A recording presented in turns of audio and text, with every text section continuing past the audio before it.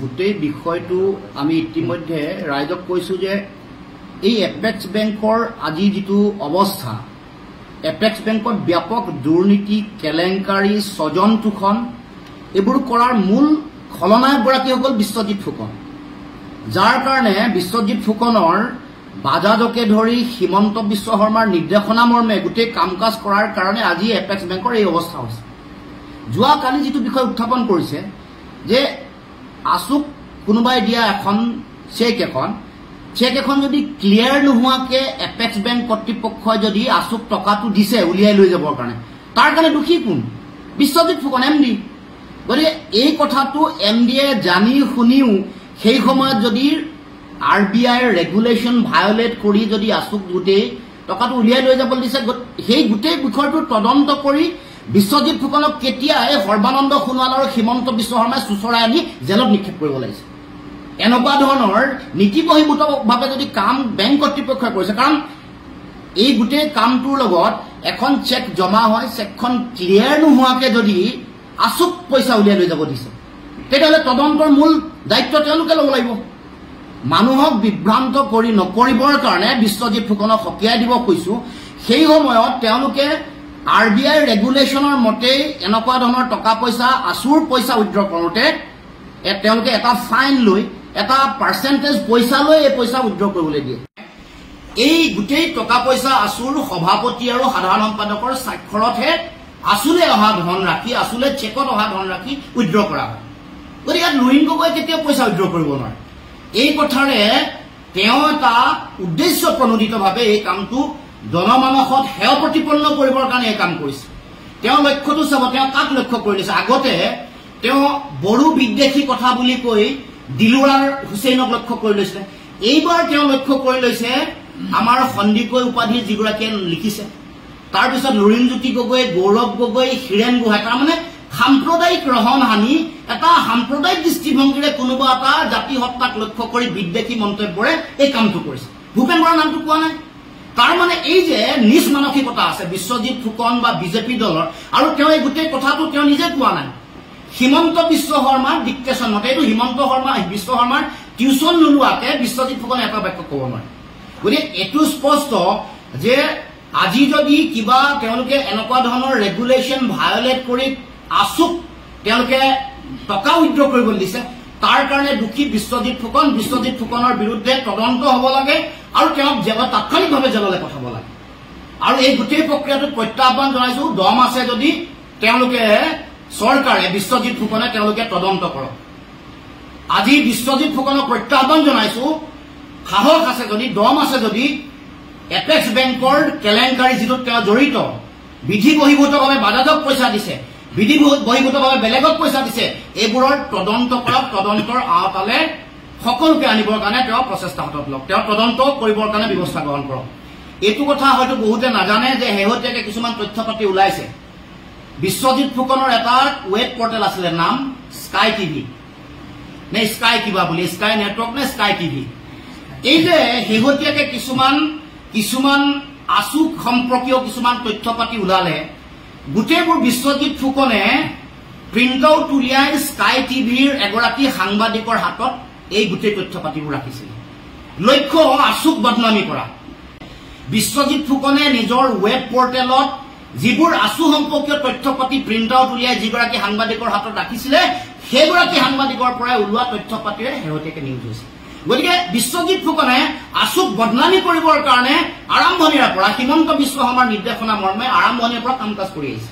গতিকে শেহতীয়াকৈ আছুৱে এপেক্স বেংকত জমা হোৱা টকা পইচা উইথড্ৰ কৰা কথাটোত তেওঁলোকে নিয়মমতে তেওঁলোকে ফাইন লৈ টকা উইথড্ৰ কৰিব দিছে।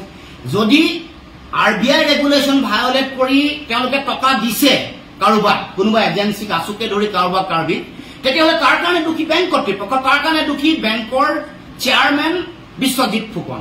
গতিকে বিশ্বজিৎ ফুকনকে অতদিনে ইমান দিনে সৰ্বানন্দ সোণোৱাল আৰু হিমন্ত বিশ্ব শৰ্মাই কিয় চুচৰাই জেললৈ নিক্ষেপ কৰা নাই, আমি আচৰিত হৈছো। যে যদিহে এনেকুৱা ধৰণৰ RBI ৰেগুলেশ্যন, কাৰণ RBI ৰেগুলেশ্যনখন আছুৰ ওচৰলৈ নাহে, RBI ৰেগুলেশ্যন আহিব বিশ্বজিৎ ফুকনৰ ওচৰলৈ।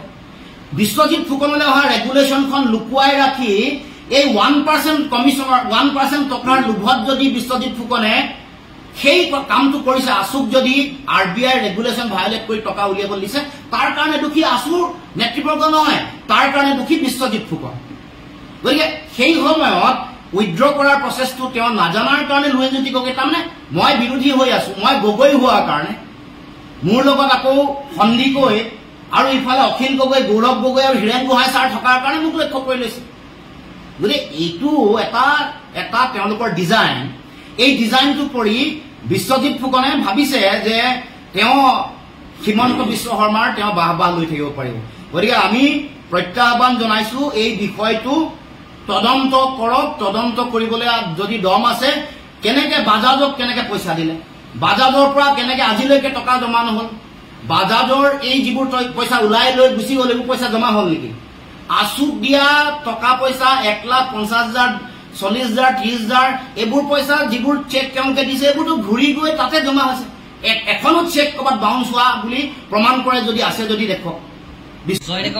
জইণ্ট একাউণ্ট 3জন মানুহৰ নাম থাকে, নাম থকা এটা একাউণ্ট, য'ত আছুৰ সভাপতি, সম্পাদক আৰু বিত্ত সম্পাদক। উলিয়াবৰ কাৰণে দুগৰাকী মানুহৰ স্বাক্ষৰ লাগে, সভাপতি সম্পাদক বা সভাপতি বিত্ত সম্পাদক বা সম্পাদক আৰু বিত্ত সম্পাদক। সভাপতি আৰু সাধাৰণ সম্পাদকে সাধাৰণতে স্বাক্ষৰিত কৰি যিকোনো ধৰণৰ মেজৰ যিটো ট্ৰেনজেকশ্যন যিটো কৰা সেইটো সভাপতি আৰু সম্পাদক। গতিকে মোক লক্ষ্য কৰি কিয় লৈছে এইটোতে বুজা নাই, সভাপতিৰ নাম নাই, সেইটোৱেতো কথা। সভাপতিয়ে বিজেপিত জইন কৰাৰ লগে লগে তেওঁ মানে গংগাত গা ধুই অহা নিচিনা হৈছে।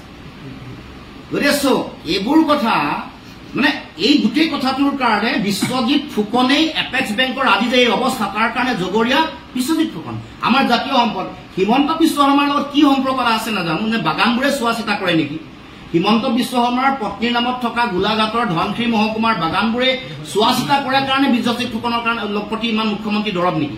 বিশ্বজিৎ ফুকন কেতিয়াবা জেলত থাকিব লাগে অতদিনে কৰা অনিয়মবোৰৰ কাৰণে, আৰু তেওঁ কেন্দ্ৰীয় সমিতিৰ সভাপতি সম্পাদকৰ দায়িত্ব জীৱনত নাই লোৱাৰ কাৰণে আছুটো কেনেকে চলে নাজানে, আৰু আছুটোৰ প্ৰতি তেওঁ বিদ্বেষ ভাৱ থকাৰ কাৰণে এই আছুৰ গোটেই ট্ৰানজেকশ্যনৰ যিটো প্ৰিণ্ট আউট উলিয়াই পিনে মই কৈ দিছো, ৰাজহুৱা আজি কৰিছো, প্ৰিণ্ট আউট উলিয়াই তেওঁৰ যিটো ৱেব পৰ্টেল স্কাই টিভি নে কি আছিলে, স্কাই নামটো আছিলে, তাৰ এগৰাকী সাংবাদিকৰ হাতত গোটেই ডকুমেণ্টখিনি আমাৰ দিনৰ পৰা আৰম্ভ কৰি এই উৎপল শৰ্মালৈকে এই গোটেই ডকুমেণ্ট যেতিয়ালৈকে তেওঁৰ স্কাই টিভি আছিলে, পিছৰ দিনবোৰতো তেওঁলোক সেই যিগৰাকী সাংবাদিক তেওঁৰ লগতে তেওঁৰ সম্পৰ্ক, তেওঁৰ হাততে এইবোৰ তথ্য পাতি অৰ্পণ কৰিছে, তাৰমানে আছুক বদনামী কৰিবৰ কাৰণে। বিশ্বজিৎ ফুকনে সেই যিগৰাকী সাংবাদিক তেওঁৰ হাততে প্ৰিণ্ট আউট উলিয়াই এই গোটেই আছুৰ ট্ৰেনজেকশ্যনবোৰ দিব খুজিছে। টকা উইথড্ৰ কৰিবলৈ যেতিয়া যায় আছুৰ সভাপতি আৰু সম্পাদকৰ স্বাক্ষৰ আছে। মোক লক্ষ্য কৰি লোৱাৰ কাৰণটোৱে হ'ল তেওঁলোকে এই যে তেওঁৰ এইটো লক্ষ্য, যিটো তেওঁৰ মানসিকতা, নিম্ন ৰুচিৰ যিটো মানসিকতা, সংকীৰ্ণ মানসিকতা, এই গোটেই বড়ো নোহোৱাকে MD গৰাকী বড়ো নোহোৱাকে বড়ো বিদ্বেষী কথা কৈ এটা পৰিৱেশ তৈয়াৰ কৰিলে। এতিয়া আকৌ যোনে যোনে লিখা মেলা কৰিছে, এগৰাকী সাংবাদিক সন্দিকৈ পাৰি তেওঁক লক্ষ্য কৰি লৈছে, গৌৰৱ গগৈক লৈছে, অখিল গগৈক লৈছে, লুৰিণ গগৈক লৈছে, হীৰেণ গোহাঁইক লৈছে, ভূপেন বৰাক নাই লোৱা। তাৰমানে যিটো সংকীৰ্ণ নিজ ঠেক মানসিকতা, যিটোৱে অসমত বিভাজন কেন্দ্ৰিক কথা এটা কৰিব পাৰে, যাৰ আগত বড়ো কেন্দ্ৰিক কথাটো কৈছিল, এইবাৰ আকৌ বেলেগ জাতীয় সত্তাক লক্ষ্য কৰি এই সংকীৰ্ণ বিভাজনকামী লক্ষ্য লৈ বিশ্বজিৎ ফুকনে কথা বতৰাবোৰ কৈছে। মানে আমি জগৰীয়া নহয়, আছুটো জগৰীয়া নহয়, আছু সভাপতি সম্পাদক জগৰীয়াজনী বে নিয়মত যদি টকা দিয়া তেওঁ যিটো কথা কৈ আছে, আছুৱেতো দম দি পইচাটো লোৱা নাই। আছুৰ এখন চেক জমা হয়, চেকখন জমা হোৱাৰ পিছত চেক ক্লিয়াৰ নোহোৱাকে যদি পইচা উইথড্ৰ কৰিবলৈ তেওঁক মতে যদি দিছে, তাৰ কাৰণে বিশ্বজিৎ ফুকন জগৰীয়া। বিশ্বজিৎ ফুকনক অতদিনে সৰ্বানন্দ সোণোৱাল আৰু হিমন্ত বিশ্ব শৰ্মাই চুচৰাই নেকি জেললৈ ভৰোৱা নাই? এইটোহে আমাৰ প্ৰশ্ন, যাৰ কাৰণে আজি এপেক্স বেংকটো এনেকুৱা এই অৱস্থালৈ আজি গতি কৰিছে। তেওঁৰ কাৰণে তেওঁৱে যি কথা, যদি এই যে বাজাজকে ধৰি যিবোৰ অনিয়ম চলি আছে সেইবোৰ জগৰীয়া তেওঁ। গতিকে নিজৰ গোটেই দুৰ্নীতি, নিজৰ যিটো মানে অনিয়ম কেলেংকাৰী ঢাকিবলৈকে তেওঁ এতিয়া আছুক লক্ষ্য কৰি লৈছে।